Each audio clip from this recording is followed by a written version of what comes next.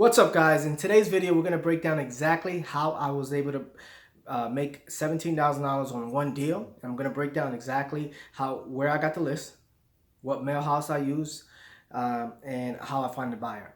So if you're new to this channel, don't forget to hit that like button. Don't forget to subscribe. Also turn on your notifications for that when you subscribe. Make sure you get alerted whenever I post a new video. Also comment below, let me know if this is your first time here. I have a ton of videos, and we're gonna go ahead and get started here. So obviously the title of this video is how to make $17,000 on one deal. So first, let's break down what marketing channel I used. So for this particular deal, I used direct mail. Okay. Never mind my handwriting; it's pretty bad. But so direct mail is essentially when you send letters, postcards to a homeowner. So for this particular deal, I use direct mail. The cost. So anyone who's done direct mail before knows that it's very expensive. So what I've been able to do to cut costs, so direct mail still works. It's just very, very expensive, and you're gonna just have to send a lot more mail to get more deals. To get a deal, you'll have to spend a lot more to get a deal because it's so competitive now. So for this particular deal, for this particular campaign, what I did was, I'm going to break down exactly what I did. So this cost was $430. And the reason it's $430 is because we only send out about 1,000 pieces, 1,000 postcards. So the list was about 1,000 records. So that's why it's 430. So it's about 43 cents a record. I got it from yellowletterhq.com. I have the links below so you guys can check them out as well. It's the mail house I use. They're a great company. So I use direct mail. So the list I got from ListSource. Okay? ListSource.com. Okay? And I got an absentee owner list. Okay? So I got the list from ListSource. The type of list was absentee owner. And if you don't know what that is, okay, that's essentially when somebody owns a property but they don't live in it, right? So it can be a rental, it can be a second home, but more than likely it's a rental. Okay? So let's recap. So I got it from my channel was direct mail. The cost was $430. ListSource, absentee owner, and the cost for the list was about, so it was 1,000 records. It was about $30. So let's actually add that in there. Okay, $30 for the cost of the list. So about 30. It was 30 cents. It was 3 cents. And I have another video that explains how you can get 3 cents records from ListSource. So it was about $30. So we're at $460. Okay. I use Google Voice, which I don't actually. If you're on a budget, you can go ahead and use Google Voice. But CallRail is better. But I use Google Voice because it was such a small campaign. I use Google Voice. Okay. To have the calls come in. So the situation was the seller daughter called in, explaining that her mother needed to get rid of a property, wanted to sell a property, so as the call came, well, I returned the call, and I wanted to get a little bit more information. You know, what's the condition of the house, and then the daughter stated that the house needed some repairs. The tenants kind of roughed it up. I asked, how's the roof, how's the kitchen, and how's the bathroom? Those three things I wanted to kind of know off the top of my, right away. I'm building rapport, trying to get her to trust me. So long story short, I asked, so what were you looking to get for the property? So the daughter did not want to give a price over the phone, which is okay. But I wanted to get an idea if she had a realistic number in her head. It wasn't like she wanted $100,000 for a house that's not even worth, 50. So for example, so I just wanted to know if it was going to be in that ballpark range. But nonetheless, I knew she was motivated, so I went ahead and set the appointment. So once I went to the property, the house was pretty beat up from what she described. It was exactly what she described. They needed a new kitchen, needed a new bathroom. Some of the walls were tore down, and it was a pretty beat up property, and it did need a lot of work. So as we're walking through the property, I'm trying to build some rapport. I'm not necessarily making it about the house. It was just trying to build a relationship, gain their trust. And long story short, so the seller, the daughter, did not want to give me a price. She kept asking me what do you look, what's your offer? And I did not budge. She asked me about 4 to 5 times, and I did not give that number. And here's why it's important, because I did not give that number, I made an extra $8,000 on that deal.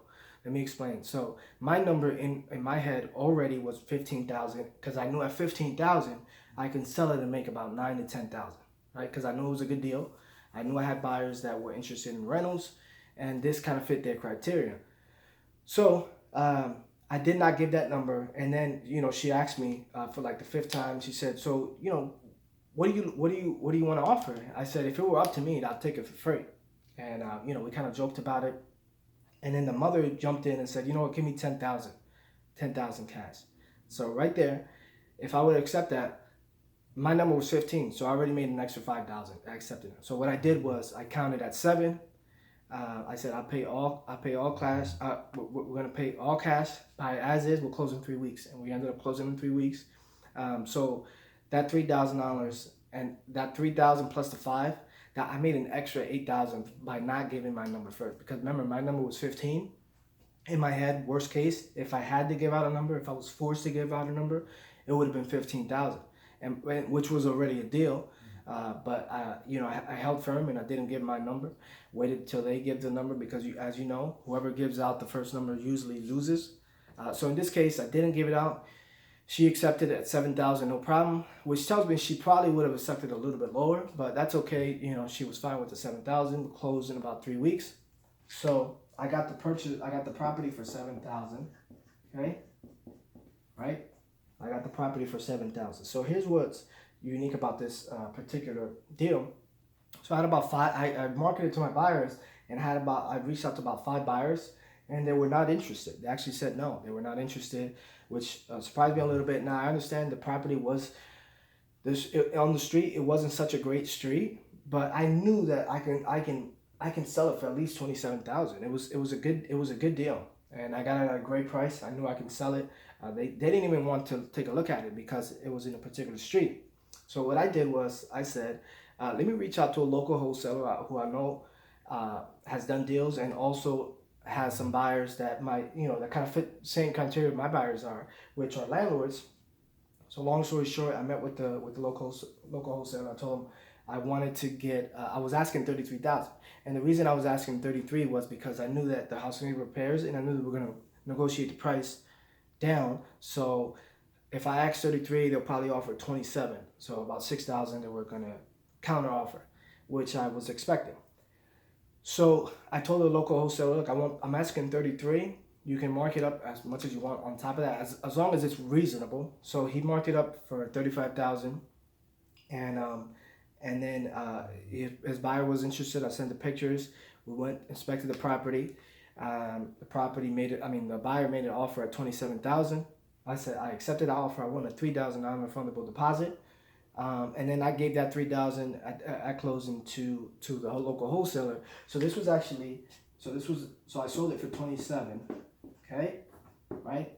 And then I gave 3,000. That deposit I gave to the local wholesaler, okay. So essentially, this was a $20,000 deal.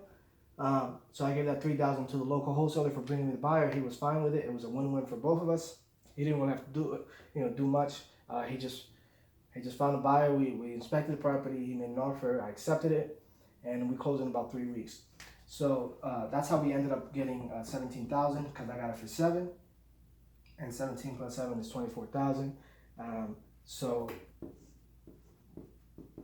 that's how we ended up closing that deal. So what you want to do, so in order to do direct mail on the budget, what you want to do is you want to focus on one zip code. You want to focus on one zip code. And I do have a video that explains how to target the hottest zip codes. You want to focus on one zip code. You don't want to do 10 zip codes at a time, because you're going to run out of money and you're going to be broke. So what you want to do is you want to focus on one zip code, and then you're going to pound that zip code. You can send direct mail. You can do cold call, RVMs. So what I did was I already had done deals in that zip code. So I do that. If I send another campaign, I'm more than likely going to get a deal. So I just sent one campaign to that one particular zip code. It was about 1,000 records, and it cost about $430, and the list cost about $30. So it was about so let's just round it up to 500. It was about $500, but we ended up making 17,000 on that deal from that campaign. So we turned 500 into 17,000. So that's what you guys should do. You should focus on one zip code and then scale out. So once you get a deal or two from that one zip code, you move on to another zip code. You don't want to start off with like 10 zip codes. You want to start off with one zip code if you're on a budget, and then scale out to other zip codes. That way you're not spending as much. You're very focused on that zip code, and you can continue to market to that zip code, cold call, direct mail, RVMs, whatever the case is. So focus on one zip code and then scale out. Let me know in the comments if I missed anything. If you have any other questions, let me know in the comments so I can answer those questions, provide more clarification. Again, this came from direct mail. The list was from ListSource. It was an absentee list. I got the direct mail from yellowletter.com, yellowletterhq.com. I'll have the links below. And let me know if you guys have any questions. Let me know in the comments below. I'll be glad to answer those questions.